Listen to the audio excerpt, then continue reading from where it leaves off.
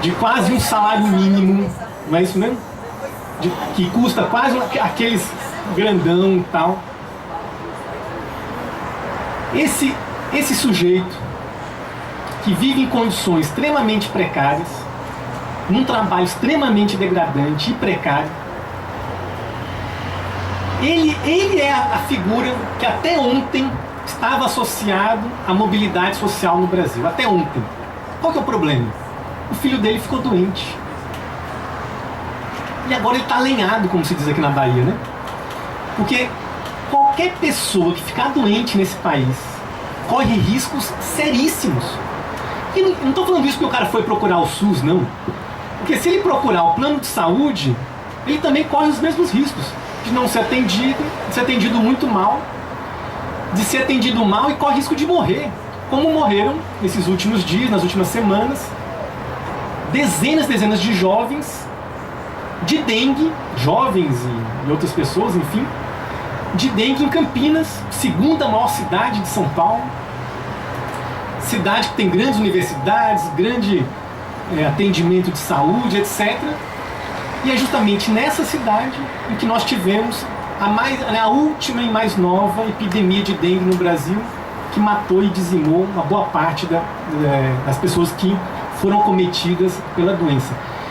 Então, o que se combina com o aumento salarial no Brasil, principalmente dos setores mais precarizados? E isso eu quero deixar isso em claras e boas letras. Isso não representou uma melhoria na qualidade de vida da população. Aquilo que na imprensa se chama de nova classe média, aquilo que o governo chama de nova classe média, que se associa a um aspecto apenas, que é a expansão do consumo desse setor, né, mais precarizado da população, isso não representou uma melhoria na qualidade de vida da população. Não representou porque, junto com isso, nós tivemos a degradação daquilo que nós temos de mais importante no serviço público brasileiro, que é o quê? O servidor público. A privatização e terceirização, e aí nós estamos falando, eu estou olhando justamente para aqueles que estão sentindo, para mim e para vocês, né, esse processo de precarização do serviço público. A terceirização na educação, ela é bastante avançada, mas ela não está tão avançada quanto está no setor do judiciário, como é o caso que vocês estão vivendo atualmente. O assédio moral na educação é extremamente forte, mas não é tão grande quanto esses que vocês vivem no dia a dia, a partir das condições de trabalho que vocês estão vivendo aqui no judiciário. Ou vocês não vivem assédio moral? Tô imaginando isso, não é? Ou vocês estão vivendo em condições em que o ritmo de trabalho não aumentou, em que as condições de trabalho não pioraram, e que a possibilidade de você exercer qualificação profissional estão mais restritas. Aquilo que o Fernando Henrique fez nos anos 90, com expandir a terceirização no setor privado, se completou com a dobradinha do PT em expandir a terceirização no setor público. Quem realizou a maior onda de terceirização no setor público não foi a direita tradicional no Brasil, foram os governos do PT, inclusive aqui no Estado, né? Na realidade também do governo Wagner. Nesse aspecto eles estão, na verdade, dentro do mesmo projeto. O terceiro aspecto que sustenta a hegemonia do PT, ou seja, além de uma ampla aliança de setores das classes dominantes. Segundo, um combate ilusório à desigualdade social e à pobreza a partir meramente da expansão dos salários dos setores mais precarizados, mas combinado com degradação dos serviços públicos e precarização do trabalho, que inverte isso e aumenta ainda mais a desigualdade social. O terceiro tripé desse processo, que a gente também está vendo isso se desgastar, é talvez um dos mais importantes e uma das explicações das revoltas populares dos últimos anos, a cooptação de setores do movimento sindical e dos movimentos sociais, abarcando parte dessa burocracia sindical para se transformar em gestora ou sócia menor do grande capital no Brasil. O que uma parte do movimento sindical, do movimento não, da burocracia sindical tem se dedicado nos últimos anos? A se transformar em gestor, literalmente, em gestor do capital, principalmente gestor financeiro, ou seja, gestor de fundos de pensão dos trabalhadores, né? Fundos de pensão privados. O Funpresp é isso, o Funpresp ao qual, né, nós estamos submetidos. Daqui a alguns anos, uma parte do movimento sindical, né, a CUT, por exemplo, ela vai se especializar em querer gerir o Funpresp, junto com o governo e setores do movimento e setores do capital financeiro. Esses setores da burocracia sindical, né, que se configuraram em sócias menores, né, do capital financeiro, isso não ocorreu com o Fernando Henrique. Isso é, digamos, o DNA, a particularidade, né, a origem, né, mais clara do que é o significado do governo do PT e governo Lula. Qual que é o problema, né, desse tripé que eu me referi, que eu tenho me referido até agora?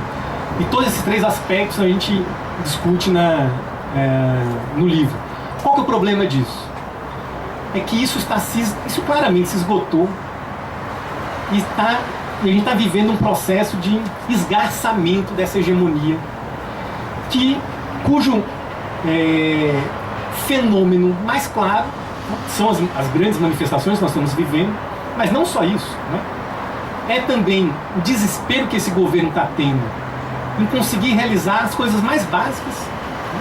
As coisas mais elementares, garantia, atendimento de saúde, transporte, mobilidade.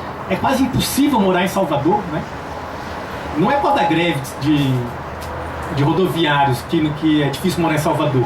É difícil morar em Salvador porque as cidades estão cada vez mais difíceis de se morar, né? As grandes cidades principalmente. Aquilo que até ontem, né, era acesso a ter serviços, hoje nas grandes cidades negam tudo isso. Nós estamos vivendo hoje algo que expressa um fenômeno, né, da economia, que é uma queda muito brusca, né, em função da recessão econômica, daquilo que se imaginava ser a mobilidade social no Brasil.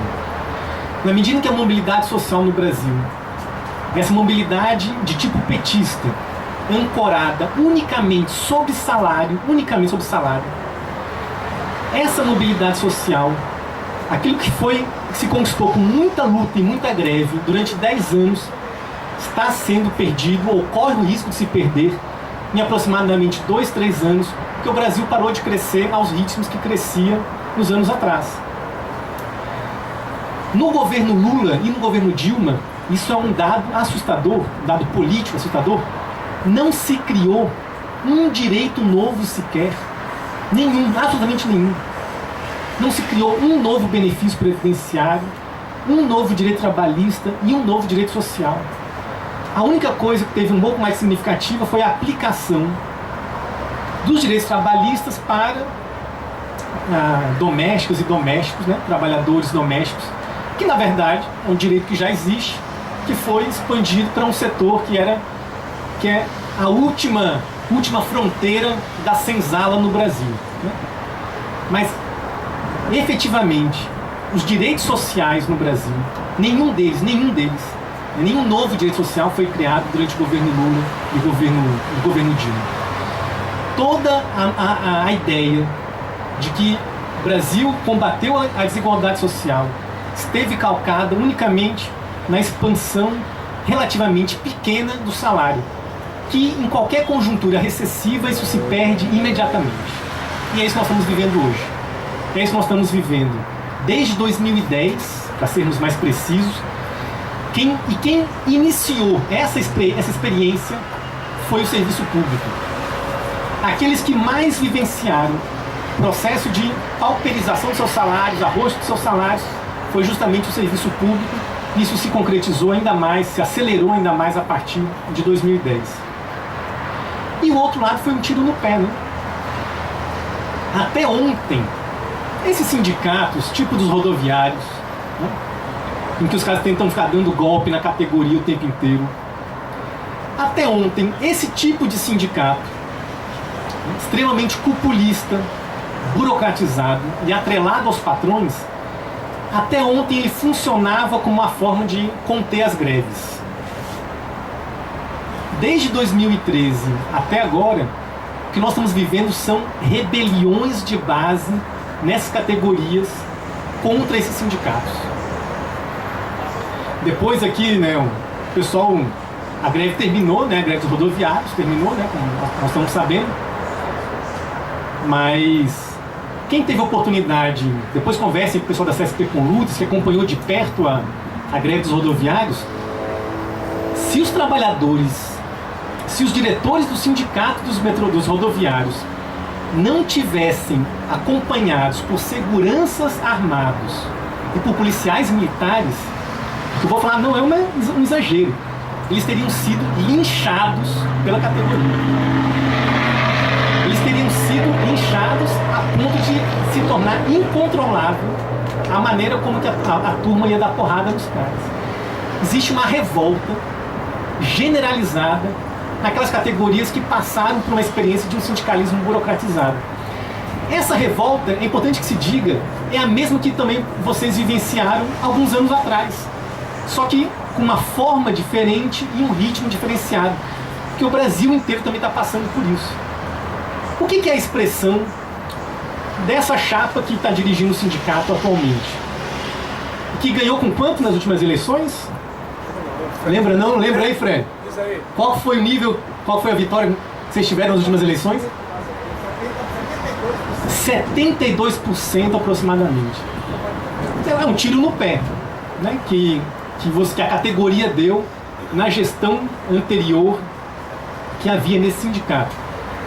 Então, no país hoje nós temos duas escolhas das categorias, né?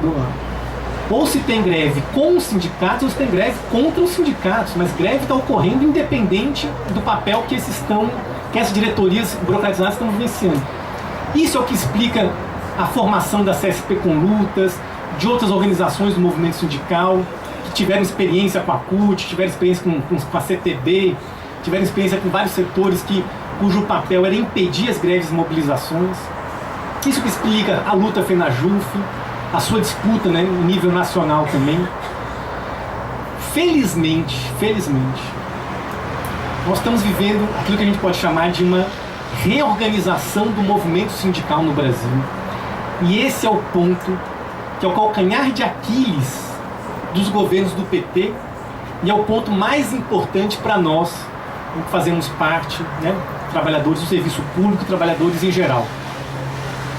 Porque essa ferramenta, né, de cooptação dos movimentos sociais, que funcionou relativamente bem durante 10 anos, isso também deu sinais de franco e forte esgotamento. E agora nós estamos, né, caminhando para uma disputa que é muito mais interessante do que a Copa do Mundo, que é muito mais interessante do que as Olimpíadas, que é justamente uma forma de estabelecer qual vai ser a relação com os governos, quer federal, quer em outros setores, dos próximos anos, independente de eleição, qualquer coisa que o valha.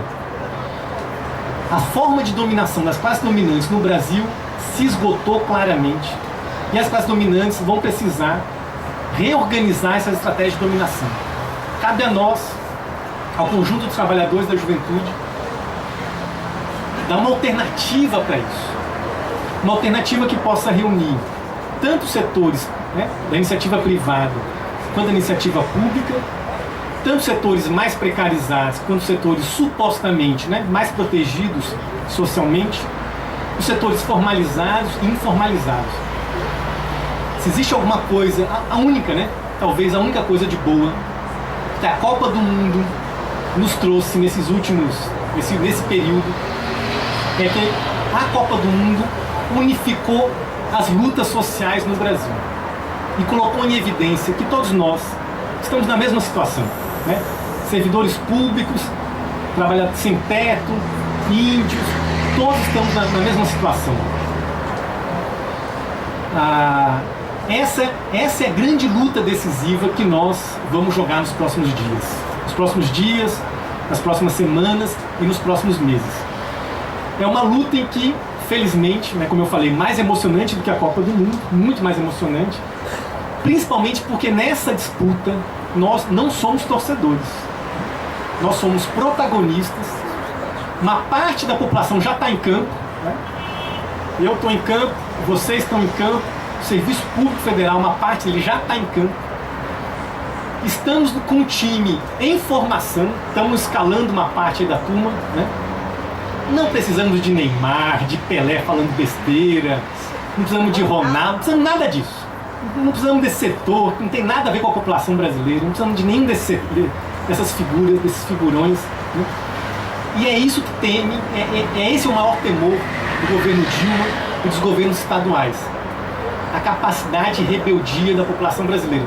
Nós não vamos repetir junho de 2013, não tenhamos dúvida. Essa é uma experiência que, para o mês que vem, provavelmente, para que anuncie a conjuntura, né? Não vamos repetir junho de 2013, mas não vamos ter o mais do mesmo. Nós estamos vivendo uma situação diferente, indefinida, uma situação, né, um intermédio aí sobre a conjuntura política brasileira, e isso é aquilo que de fato tem mais de emocionante nesse país. Podemos morrer, uma coisa a gente pode falar, a gente pode morrer de tudo nesse país, menos de tédio. Esse país nunca teve tão emocionante e essa emoção não está na Rede Globo com a Copa do Mundo. Essa emoção está aqui, somos nós que estamos fazendo. Por isso, muito obrigado e boa sorte a todos nós nessa disputa.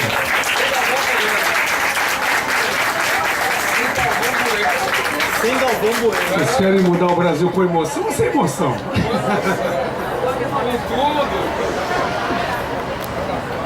Gente, o espaço está aberto para as perguntas. O Daniel está aqui e fiquem à vontade. O pessoal aí de trás, fique à vontade para perguntar. Quem quiser perguntar para o Daniel.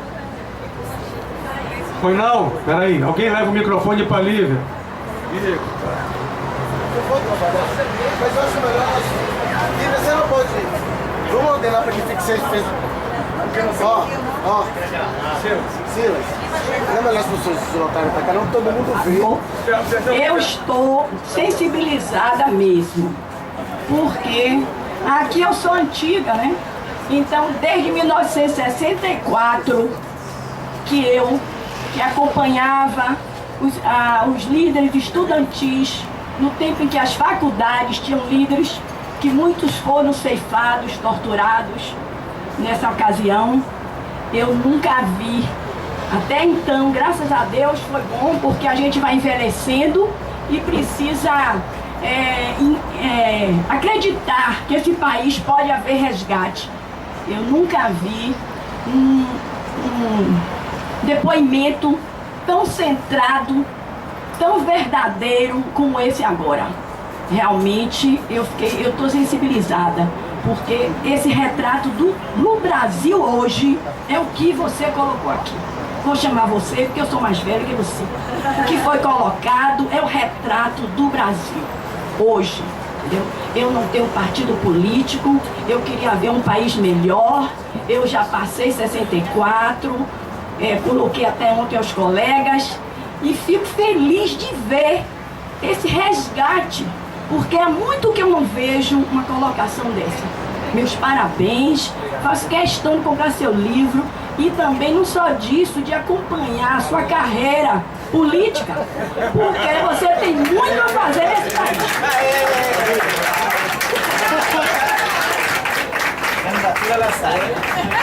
Gente, o microfone continua aberto para tirar dúvidas. O Daniel está aqui, vamos lá. Dúvidas, acreditar. Graciane, por favor, vem até aqui. Isso. Vira pra plateia, pra todo mundo ver sua cara que ninguém te conhece. Eu não gosto de ser a primeira a falar, mas não aguento. Pois é, eu não gosto. Eu só não gostei que o rapaz ficou aqui chamando de antiga. Eu saí logo daqui e fui lá pra trás. Fui lá pra trás, bem lá pra longe, né? Bom, eu tenho uma discordância aí em relação a você. Ontem eu fiquei em casa Pra variar, eu discordo de você. Discordo de você. Aí o que aconteceu?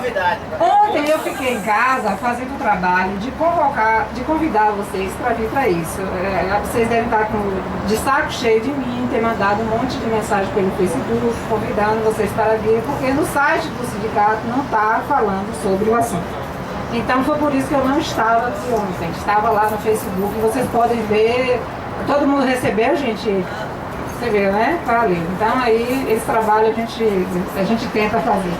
Bom, então combinei, liguei pra Fred, avisei e tal, e fiquei fazendo isso. Bom, naquele momento em que eu estava, entro no quarto, eu deixo sempre a TV ligada e o computador tá no meu notebook, mas ele não sai do lugar. Aí eu entro no quarto, saio do quarto, aí eu passo e vejo na Globo News, começou a falar sobre as greves. A greve dos rodoviários. Eu vou falar isso porque eu achei bem interessante. A da greve rodoviária de São Paulo. Depois vi o pau comendo em Brasília. Aí eu, porra, aqui na Brasília é agora. Porra, pode agora, quem tá lá de fora.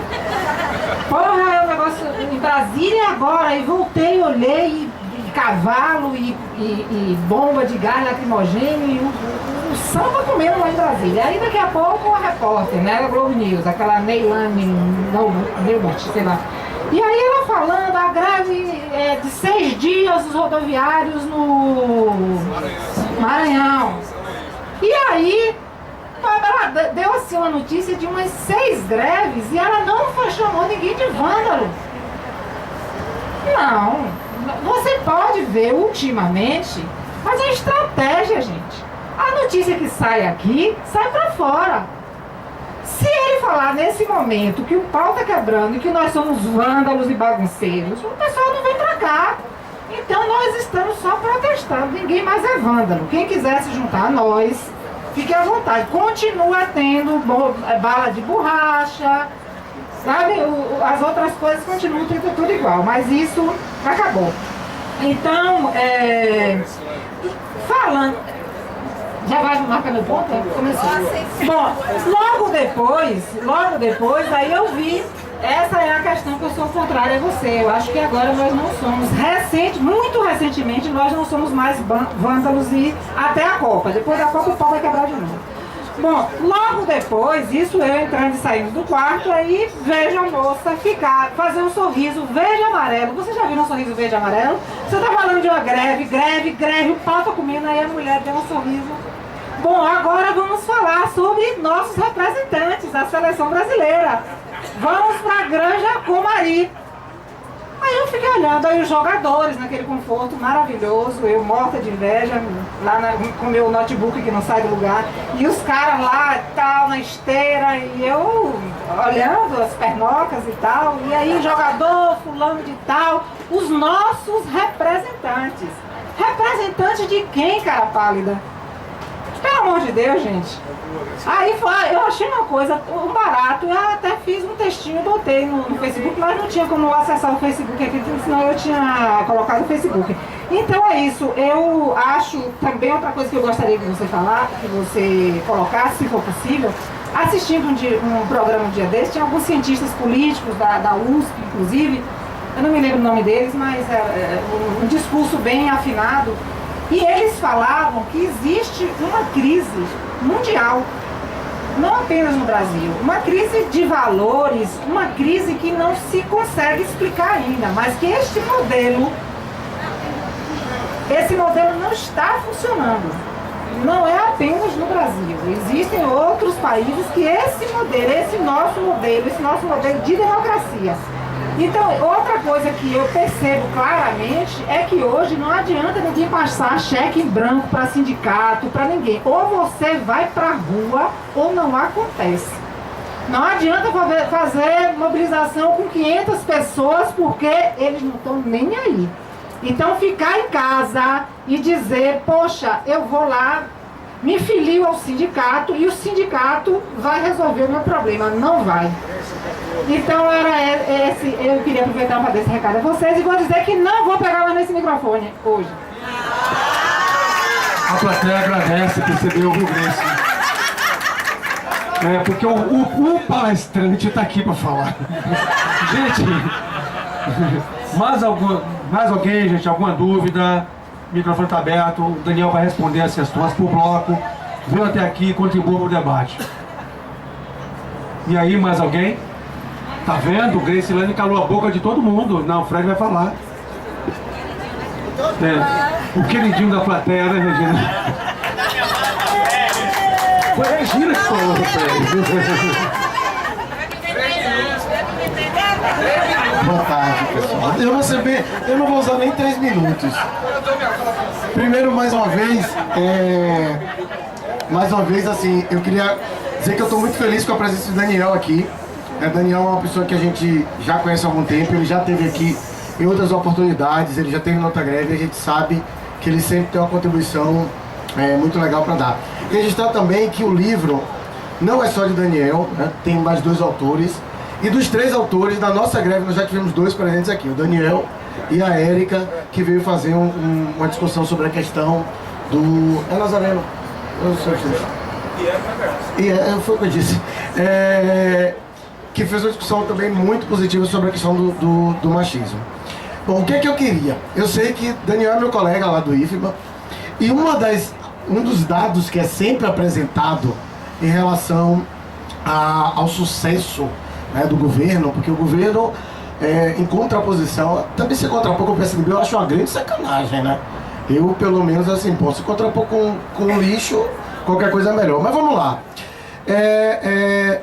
Uma das grandes vantagens que é falada sobre o governo do PT e Dilma é sobre a profusão, principalmente de universidades, né, e dos IFs. Eu sei que hoje a gente tem uma dificuldade muito grande dentro do Campo Salvador de fazer a greve disparar.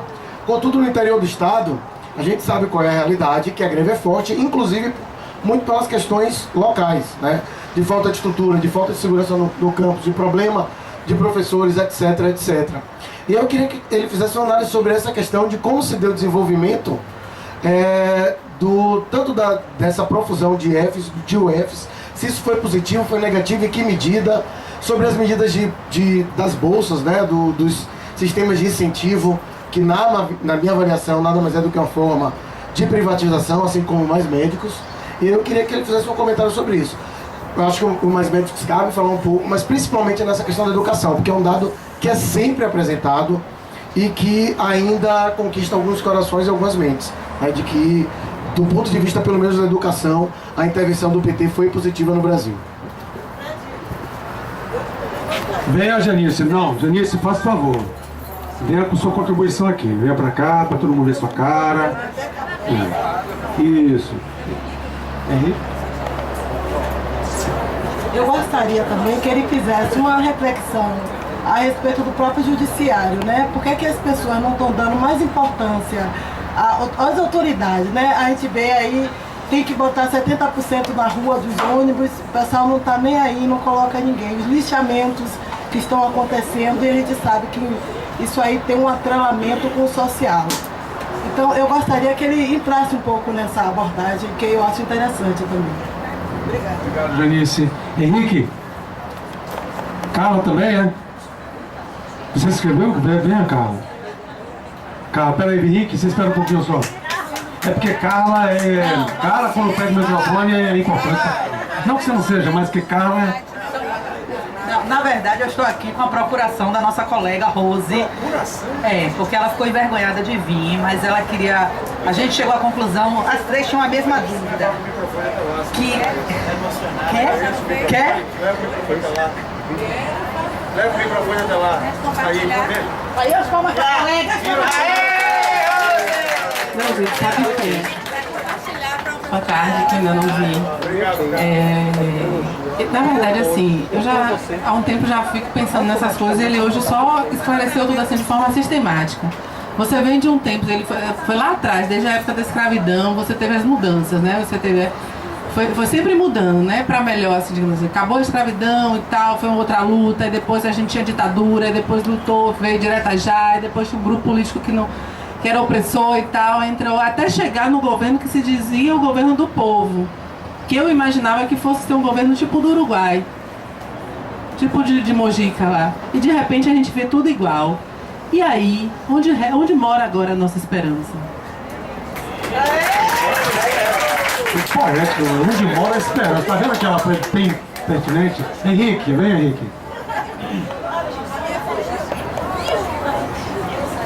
Boa tarde a todos os companheiros e companheiras, né? Eu já participo de algumas atividades na categoria judiciária.